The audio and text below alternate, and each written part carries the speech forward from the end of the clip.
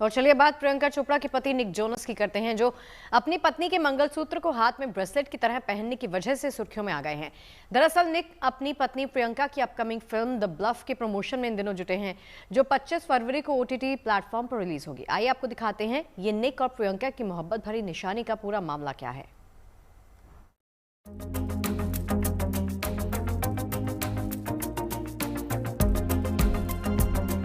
सात समंदर पार के दूल्हे से प्रियंका चोपड़ा के प्रेम विवाह ने जितनी सुर्खियां बटोरी थी, उतना ही इस जोड़ी की चर्चा शादी के करीब 8 साल बाद एक बार फिर हो रही है।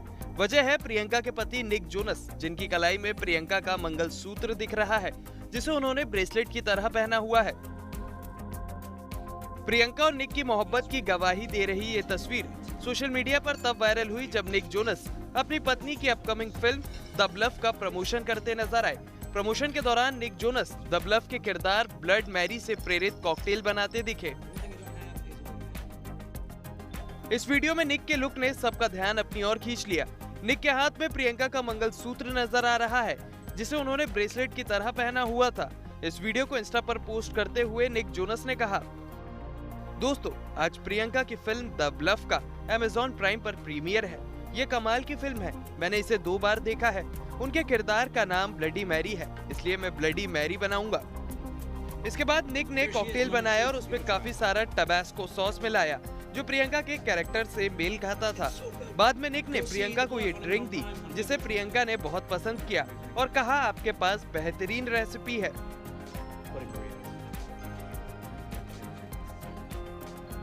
इस वीडियो के सामने आने के साथ ही सोशल मीडिया पर ये ट्रेंड करने लगा और फैंस के इमोशनल रिएक्शन का मानो सैलाब आ गया। हर कोई प्रियंका और निक के प्रेम के नाम कसीदे पढ़ता नजर आया। Bureau report, good news today. तो अब जब बात वायरल खबर की हो रही है तो एक और वायरल खबर आपको दिखाते हैं। सोशल मीडिया पर एक वीडियो वायरल हो रहा है जिसमें मिस यूनिवर्स फातिमा बॉश अचानक से बेहोश होकर गिर पड़ती हैं। दरअसल ये वीडियो रविवार का है, जब इक्वाडोर के अम्बाटो में हुए फ्रूट एंड फ्लावर फेस्टिवल के दौरान फातिमा अचानक से बेहोश होकर गिर पड़ी। फातिमा फूलों से सजे एक वाहन के ऊपर खड़ी होकर भीड़ की तरफ हाथ हिला रही थी, तभी अचानक वो घुटनों के बल नीचे गिर गई। वीडियो में देखा जा सकता है कि फातिमा मिंट ग्रीन गाउन पहने परेड वाहन पर खड़ी है। अचानक संतुलन बिगड़ने से वो पीछे की रेलिंग पकड़ने की कोशिश करती है, लेकिन कमजोर महसूस होने पर वहीं पर गिर जाती है। ये देखकर वहां मौजूद लोग घबरा गए और चीखने चिल्लाने लगे। इसके तुरंत बाद आयोजक वाहन पर चढ़े और फातिमा की मदद की। अब देखिए, इस पूरे मामले पर मिस यूनिवर्स ऑर्गेनाइजेशन के कम्युनिकेशन हेड ने बताया कि घंटों तक तेज धूप में रहने की वजह से फातिमा को थोड़ा चक्कर आ गया था। उन्हें फौरन मेडिकल मदद दी गई। अब वो पूरी तरह से ठीक हैं।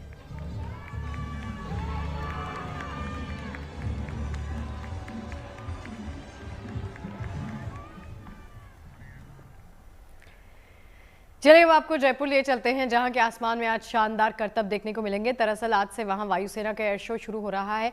इसमें वायुसेना की मशहूर एयरबैटिक टीम्स सूर्य किरण और सारंग भी अपना दमखम दिखाएंगी। इस आयोजन में फाइटर जेट्स, हेलीकॉप्टर के जरिए आसमान में रोमांचक कलाबाजियां दिखाई जाएंगी। इस एयर शो का सबसे बड़ा आकर्षण हॉक MK132 जेट विमानों की ओर से लगभग 1000 फीट की ऊंचाई पर तिरंगा बनाना होगा। ये एक ऐसा दृश्य होगा जिसे देखने के लिए बड़ी संख्या में लोगों के जुटने की उम्मीद है। इस आयोजन को लेकर सुबह से वहां गहमा गहमी लगातार देखी जा रही है।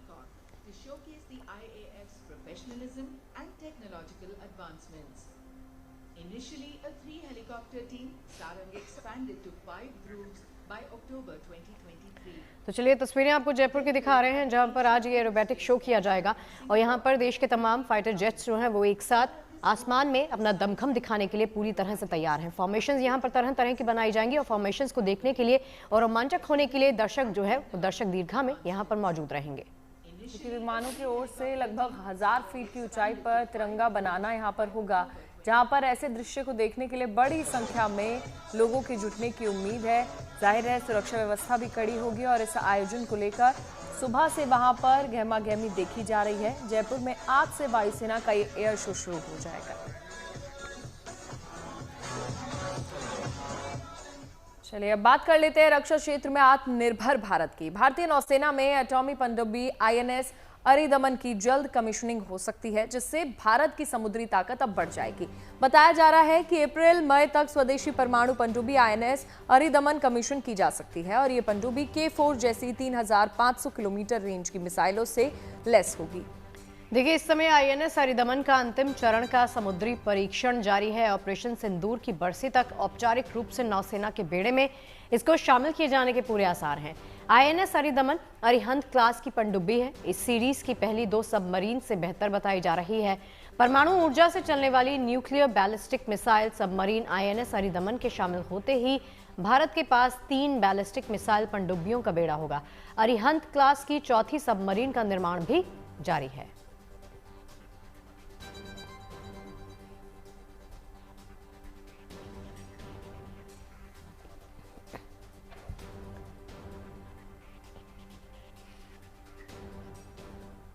और चलिए बात स्पेस साइंस की कर लेते हैं। गुड न्यूज ये आई है कि भारत ने मिशन गगनयान की दिशा में एक और कदम मजबूती के साथ आगे बढ़ा दिया है। रक्षा अनुसंधान और विकास संगठन यानी DRDO ने गगनयान कार्यक्रम के लिए एक ड्रोग पैराशूट का सफल क्वालिफिकेशन लेवल लोड टेस्ट पूरा किया। ये trial terminal ballistic research laboratory की तरफ से रेल ट्रैक रॉकेट स्लेट सुविधा में पूरा किया गया। ड्रोग पैराशूट का ट्रायल मानव अंतरिक्ष उड़ान की दिशा में अहम कदम भी साबित होगा। आपको बता दें कि गगनयान भारत का पहला मानव अंतरिक्ष उड़ान मिशन है। इसके तहत 3 सदस्यों वाले भारतीय दल को 400 किलोमीटर की निचली पृथ्वी कक्षा में 3 दिन के लिए भेजने और सुरक्षित वापस लाने की योजना है। इस ट्रायल में इसरो के Vikram Sarabhai space centre, aerial delivery research and development establishment और TBRL की एक्सपर्ट टीमों ने अहम भागीदारी निभाई है। अब देखिए, बेशक ये कामयाबी गगनयान मिशन की तैयारियों का अहम हिस्सा है और भारत की मानव अंतरिक्ष उड़ान में मील का पत्थर भी ये साबित होगा।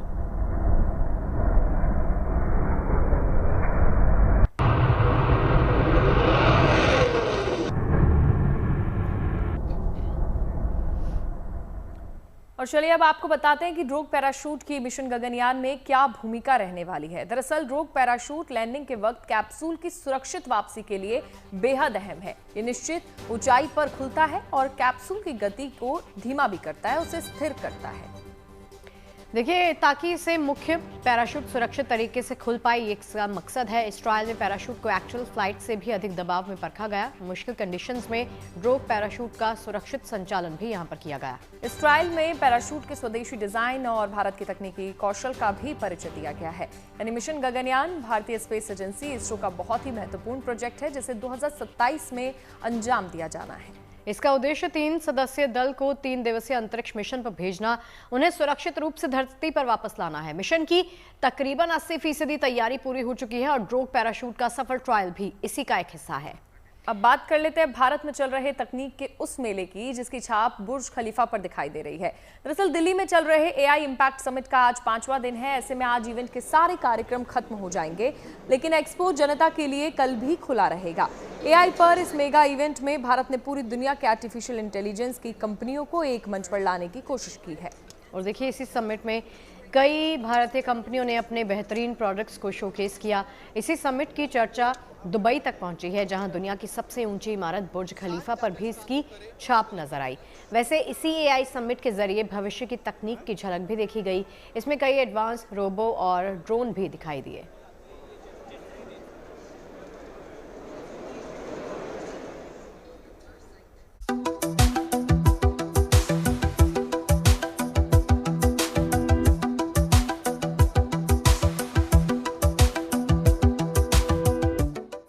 देश की राजधानी में लगा तकनीक का मेला आज अपने अंतिम पड़ाव पर पहुंच गया। AI इम्पैक्ट समिट के 5वें और आखिरी दिन global partnership on artificial intelligence यानी GPAI के सदस्य दुनिया में चल रहे AI इनोवेशन की समीक्षा करेंगे।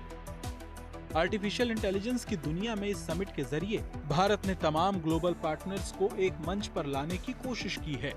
इस समिट में AI से जुड़े दुनिया के कई दिग्गजों ने भविष्य की तकनीक को और बेहतर बनाने की राह सुझाई। कल समिट के चौथे दिन रिलायंस और टाटा जैसी बड़ी कंपनियों ने आर्टिफिशियल इंटेलिजेंस में बड़े निवेश का ऐलान भी किया। आर्टिफिशियल इंटेलिजेंस के इस सबसे बड़े मंच पर कई ऐसे इनोवेशन देखने को मिल रहे हैं जो कामकाज के तरीके को आसान और पारदर्शी बनाने में बड़ी भूमिका निभा सकते हैं।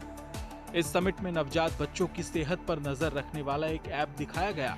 जो आशा कार्यकर्ताओं के लिए बेहद मददगार साबित हो सकता है। वाधवानी एआई ने एक ऐप बनाई है, इसका नाम है शिशु मापन ऐप, और इसके ज़रिए किस तरह से आंगनवाड़ी कार्यकर्ता काम करती हैं वो हमें ये बता रही हैं। अपर्णा चौधरी इनका नाम है और वाधवानी एआई से ये हैं।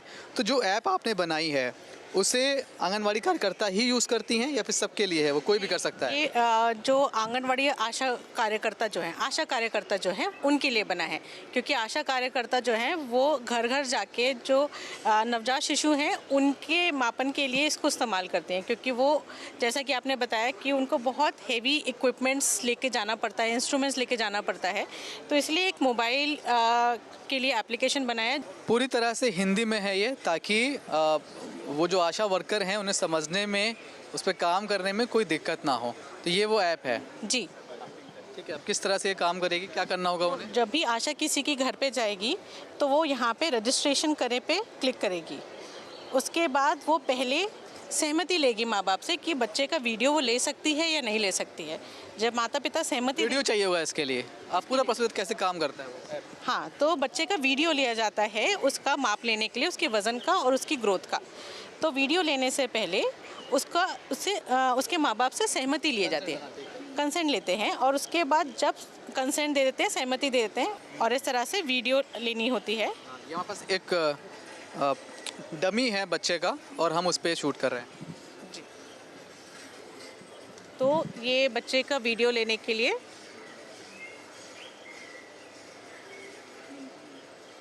हम स्टार्ट करेंगे। ये इंस्ट्रक्शन देगा वीडियो कि बच्चे के लिए कैसे मूव करना है, ताकि शरीर का एक एक हिस्सा उसमें अच्छे से दिखाई दे कि बाजू कैसी हैं, पैर कैसे हैं, उसके उंगलियां कैसी हैं, सब कुछ उसमें दिखाई पड़े। इसलिए वीडियो धीरे धीरे रोटेट भी करना होता है उन्हें। कैसे रोटेट करना है वो लगातार गाइड करता रहता है। देखिए आप एक लाइन चल रही है कि किस तरह से आपको क्या करना है, और जैसे ही वो सही होगा वो अपने आप अपलोड हो जाएगा। पूरी जानकारी इस पर निकल के आ गई कि उसका वजन कितना है, लंबाई कितनी है, सिर का जो साइज़ है वो कितना है, छाती का जो साइज़ है वो कैसा है, और अगर कोई दिक्कत हो, जो स्टैंडर्ड्स हैं कि इतना होना चाहिए, तो इतने दिनों पर इतना होना चाहिए, अगर वो उस हिसाब से नहीं बढ़ रहा है तो उन्हें कैसे अलर्ट करता है? तो ये अंकित करता है, इसमें एक अलग से हाईलाइट कर देगा। आर्टिफिशियल इंटेलिजेंस स्पेशल चाइल्ड की जिंदगी को आसान बनाने की राह भी दिखा रहा है। एआई की आधुनिक तकनीक स्पेशल चाइल्ड के मन की बातें समझकर उसे शब्दों में तब्दील कर सकती है। एआई के ज़रिए कई सारी चीज़ें नए डेवलप हो रही हैं, जिनके ज़रिए एक स्पेशल आदमी भी आत्मनिर्भर हो सकता है। मेरे साथ प्रियंका मैम है, साइंटिस्ट हैं सीडैक में, और उन्होंने एक ऐसा सॉफ्टवेयर तैयार किया है जो मदद करता है स्पेशल लोगों की। मैम किस तरह से हेल्प करता है, क्या ये सॉफ्टवेयर है और क्या हम डेमो दिखाने जा रहे हैं? धन्यवाद। मैं ये बताना चाहती हूँ कि हम यहाँ पे दिखा रहे हैं ब्रेन कंप्यूटर इंटरफेस, इसको बोलते हैं BCI, ये कॉमन टर्मिनोलॉजी है BCI। तो यहाँ पे ये हो रहा है कि पर्सन जो नॉर्मल वे से नहीं बोल सकते हैं, हैंड जेस्चर से नहीं बोल सकते हैं, वर्बल कम्युनिकेशन नहीं दे सकते हैं, या फिर आई ब्लिंक नहीं कर सकते हैं। हालांकि आई ब्लिंक का हम यहाँ पे उपयोग करने वाले हैं। बहुत सारे तरीके हैं जो वेजिटेटिव स्टेट में होते हैं, जो लॉक्ड इन पर्सन होते हैं, उनके लिए ये कम्युनिकेशन की सुविधा हम बता रहे हैं। इसको बोलते हैं assistive technology, assistive communication system. इस तरह से उनके बोल चाल का तरीका थोड़ा सा बदला जा सकता है। तो यहाँ पे ये कृष्ण हैं जो EEG हेडसेट लगा के बैठे हुए हैं। तो यहाँ पे कुछ आइटम्स मैंने दिखाए हुए हैं, जैसे सहायता के लिए कुछ दिखाना है, कॉल के लिए कुछ दिखाना है, न्यूरो लर्निंग दिखाना है, न्यूरो फीडबैक दिखाना है। तो जब पर्सन सहायता के लिए देख रहा है तो कंप्यूटर को समझ में आता है इसका पैटर्न कि वो सहायता के लिए देख रहा है। कंप्यूटर विल स्पीक आउट, मुझे सहायता की ज़रूरत है। मैं अभी चुप हो जाती हूँ क्योंकि ये बोलने वाला है। मुझे आपकी सहायता की ज़रूरत है। तो हमारे कंप्यूटर एल्गोरिथम ने ये समझ लिया कि उनको सहायता की ज़रूरत है। मतलब जो स्पेशल लोग पीपल हैं उन्हें बस सोचना है, उनके मन में आएगा और ये उसे ऑपरेट कर देगा। रोबोट जैसा दिखने वाला ये ऑटो सर्वेयर जमीन में छिपे खनिजों की पहचान कर लेता है और जमीन के ऊपर से ही खनिजों के बारे में बेहद अहम जानकारियां दे सकता है। टेक्नोलॉजी के बीच में हम लोगों ने खेत लगाने की कोशिश की। आई एम हैप्पी कि आप वो ऑब्जर्व कर पाए। और आइडिया यही था कि ये सारी चीज़ें जो भी हैं, अगर वो सही इंसान या सही जिसको इसकी ज़रूरत है वहाँ तक अगर ना पहुँचे तो कोई मतलब नहीं है। तो इसलिए हमने भी जो सॉल्यूशंस बनाने की कोशिश की है, हमारा उद्देश्य है कि हम मध्यम और छोटे किसानों तक पहुँचे। बड़े किसान तो अपने हिसाब से उनका कुछ ना कुछ वो जो है कहीं ना कहीं रीच आउट कर पाते हैं, पर ये वो सेक्शन है जहाँ पे रीच आउट करने का ऑप्शंस बहुत लिमिटेड हो जाते हैं। लेकिन एक चीज़ जो है जो अक्रॉस इंडिया अगर आपको देखने को मिलेगी वो है कि मोबाइल फ़ोन्स जो है, स्मार्टफोन्स जो है हर जगह पहुँचे हुए हैं। मैक्सिमम तो है, बहुत सारी जगहों पे, एटलीस्ट घर में एक तो मिल जाएगा, हर किसान पे नाम ले पर एक तो मिल जाएगा। डेटा अवेलेबिलिटी हम जब कॉटन फार्मर्स से हम लोग रीच आउट करने लगे तो ये 2 फसलें ऐसी थी, मेज़ और राइस, दो मतलब वो मोस्ट ऑफ फार्मर्स यूज़ करते हैं, तो इसलिए जो है हमने जो है फिर इन 2 पे फोकस किया। आर्टिफिशियल इंटेलिजेंस में इस समिट के जरिए भारत के भविष्य की तकनीक में हमेशा अव्वल रहने की कोशिश की है। इस समिट के कार्यक्रम आज खत्म हो जाएंगे, लेकिन एआई एक्सपो जनता के लिए शनिवार तक खुला रहेगा। Manish Chaurasia, good news today. Agra की कर लेते हैं, जहां पर 34वें ताज महोत्सव का रंगारंग आयोजन चल रहा है। 27 फरवरी तक चलने वाले इस महोत्सव में बड़ी संख्या में विदेशी पर्यटक पहुंचे हैं, जो इस उत्सव के रंग में पूरी तरह से घुल जा रहे हैं। देखिए, यहाँ आयोजित सांस्कृतिक कार्यक्रम का वो पूरा लुत्फ उठाते हुए नजर आ रहे हैं। देखिए इस रिपोर्ट में।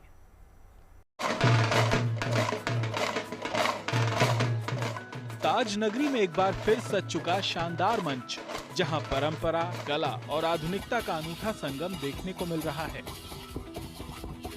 ताज महोत्सव के आगाज के साथ ही आगरा में फतेहाबाद रोड स्थित 20 एकड़ में फैले टाटा ग्राउंड में एक अलग ही रौनक छा गई।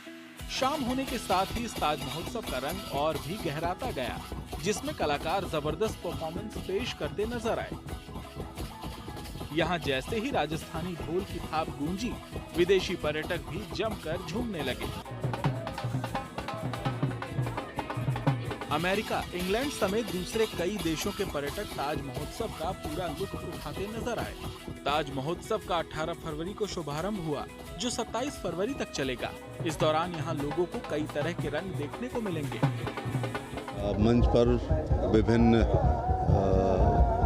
कथक, कुचिपुड़ी, बेहुआ, गरबा, भांगड़ा, हमारे शास्त्रीय गीत, शास्त्रीय संगीत, शास्त्रीय नृत्य, इसके अलावा सुगम संगीत भी, प्लेबैक सिंगर भी आ रहे हैं, गज़ल गायक, मुशायरा, कवि सम्मेलन, कव्वाली, और वन डिस्ट्रिक्ट वन प्रोडक्ट में लगभग उत्तर प्रदेश के हर जिले का और आसपास के उत्पाद भी यहाँ पर प्रदर्शित किया जाएगा। ताज महोत्सव सिर्फ एक सांस्कृतिक आयोजन नहीं, बल्कि भारतीय परंपरा, कला और आतिथ्य का जीवंत उत्सव बन चुका है, जिसकी गूंज अब देश की सीमाओं से निकलकर विदेशों तक पहुंच रही है। ये महोत्सव पर्यटन को बढ़ावा देने के साथ ही स्थानीय अर्थव्यवस्था को भी मजबूती देता है। 31 वर्षों से ये लगातार चला रहा है, तो बहुत बड़ी बात है किसी मेले का लगातार इतने सालों चलते रहना। तो मुझे लगता है कि आगरा वालों के लिए भी और एक ये बहुत ही अच्छा सुअवसर भी है। एक महोत्सव आगरा वालों के लिए भी होता है ये, क्योंकि बहुत लोग आते हैं। दूसरा, एक यहाँ से जो ये मेला लगता है, इसका संदेश पूरे विश्व में जाता है, क्योंकि पर्यटन की स्थिति से अगर देखा जाए तो यहाँ बहुत पर्यटक आते हैं और दुनिया भर से यहाँ आते हैं। तो मुझे लगता है कि जो यहाँ से संदेश जाता है वो भी एक बहुत दूर तक पहुँचता है। पहली बार ताज महोत्सव का आयोजन शिल्प ग्राम में चल रहे निर्माण कार्यों की वजह से उससे दूर फतेहाबाद रोड स्थित टाटा ग्राउंड पर हुआ है। इस बार महोत्सव की थीम वंदे मातरम, परंपरा एवं राष्ट्र गौरव रखी गई है। आगरा से अरविंद शर्मा के साथ bureau report, good news today. चलिए अब देखिए भक्ति उत्सव से जुड़ी हुई एक तस्वीर। गुजरात के नर्मदा जिले में आदिवासी समाज का एक ऐसा पवित्र धाम है जहां लगने वाले मेले में दूसरे राज्यों से बड़ी संख्या में भक्त यहां पर पहुंचते हैं। यहां पांडोरी माता के दर्शन पूजन के साथ ही वो मेले का पूरा लुत्फ उठाते हैं। आप भी इस मेले की छटा के साथ भक्तों के उत्साह का दीदार कीजिए।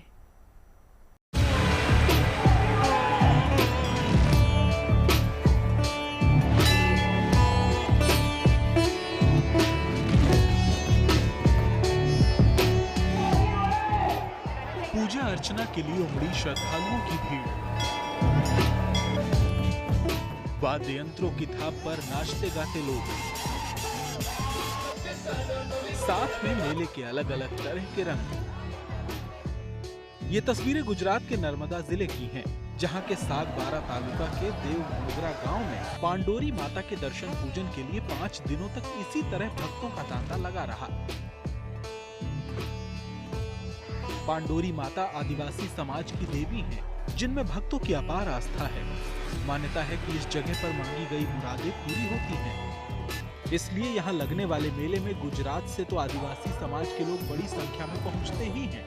महाराष्ट्र, मध्य प्रदेश और राजस्थान से भी भक्तों की भीड़ यहाँ पहुंचकर पांडोरी माता की पूरी आस्था के साथ पूजा अर्चना में लीन दिखते हैं। यहाँ खेतों में तैयार नया अनाज माता जी के चरणों में अर्पित किया जाता है। मान्यता है कि प्रसाद के रूप में मिले अनाज से घर में अनाज का कभी ना खत्म होने वाला भंडार बन जाता है। इस मेले में पैसे, अनाज या मन्नत के हिसाब से चढ़ावा चढ़ाने से जीवन में खुशहाली की मान्यता को लेकर हर साल दूर दूर से यहाँ आदिवासी समाज के लोग सज धज कर पहुँचते हैं और पूजा अर्चना करने के साथ ही यहाँ लगे मेले का भी आनंद लेते हैं। यहाँ मेले के लिए पुलिस प्रशासन की ओर से पुख्ता इंतजाम किए जाते हैं ताकि भक्तों को किसी तरह की कोई असुविधा न हो। ये पूरा मेला जो है वो अच्छे से और दर्शन सभी श्रद्धालुओं के अच्छी तरीके से हो पाए, इसके लिए हमने पुलिस बंदोबस्त अच्छी तरीके से गोठवा है। पुलिस बंदोबस्त में अराउंड 300 से ज़्यादा पुलिस और 3 सुपरवाइजरी ऑफिसर्स इनकी हाजिरी है। इसके अलावा हमने GRD, होमगार्ड्स और TRB को भी इसमें बंदोबस्त में काम पर लगाया है। ये round the clock shift wise बंदोबस्त करते हैं और कोई भी इशू आए उसको तुरंत सॉल्व करने का, और जो बंदोबस्त है हमारा वो ठीक से चालू रहे, सबकी जो श्रद्धालु हैं उनका प्रॉपर्ली दर्शन हो पाए, इसके लिए काम करते हैं।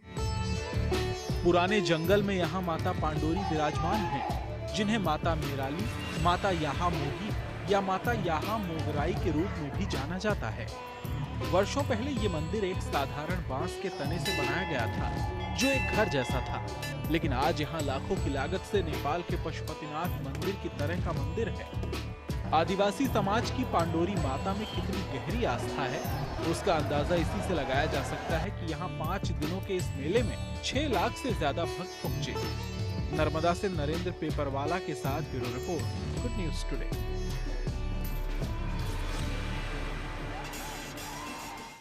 पिछले कुछ बरसों में गौरैया की संख्या तेजी से कम हुई है। पहले ये छोटी सी चिड़िया आसानी से दिख जाती थी, लेकिन अब ये नन्ही सी चिड़िया बड़ी मुश्किल से दिखती है।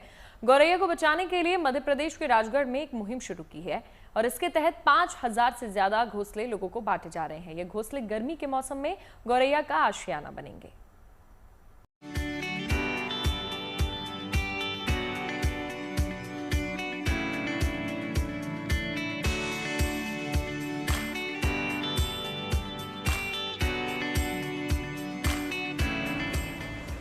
जिस गौरैया के चहचहाने से कभी आंगन गुलजार हो जाते थे, वो गौरैया अब अपना वजूद बचाने की जद्दोजहद कर रही है। बदलते वक्त में कुदरत की बेरुखी झेल रही इस नन्ही चिड़ैया की चुनौतियों को इंसानों ने भी नजरअंदाज कर दिया।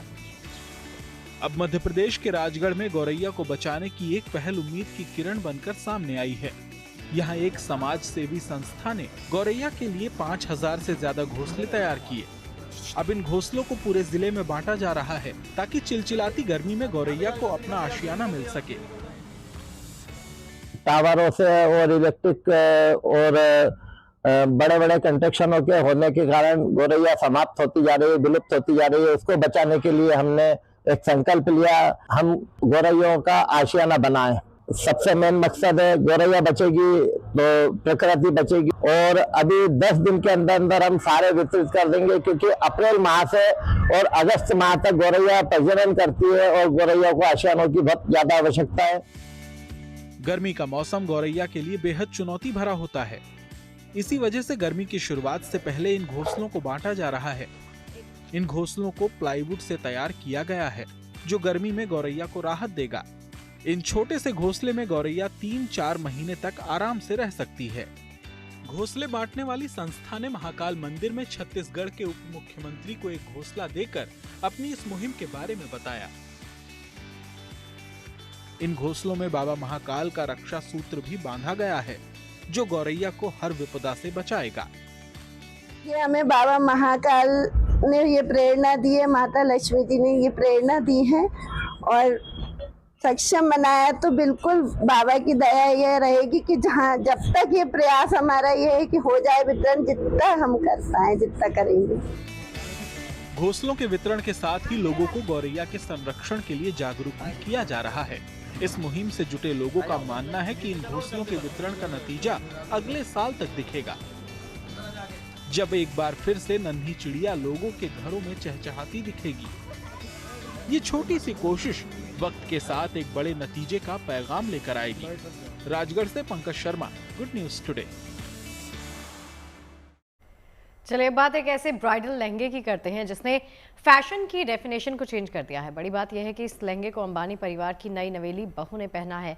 दरअसल हाल ही में मुकेश अंबानी की बहन दीप्ति सालगांवकर के बेटे विक्रम सालगांवकर की शादी हुई है। शादी में विक्रम की पत्नी श्वेना पॉय रेतुरकार ने जिस खास लहंगे को पहना है वो किसी पारंपरिक कपड़े से नहीं बल्कि पूरी तरह मेटालिक धागों से तैयार हुआ है। डिजाइनर मोनिका शाह ने इस खास क्रिएशन को बनाने में करीब 1500 घंटे लगाए हैं।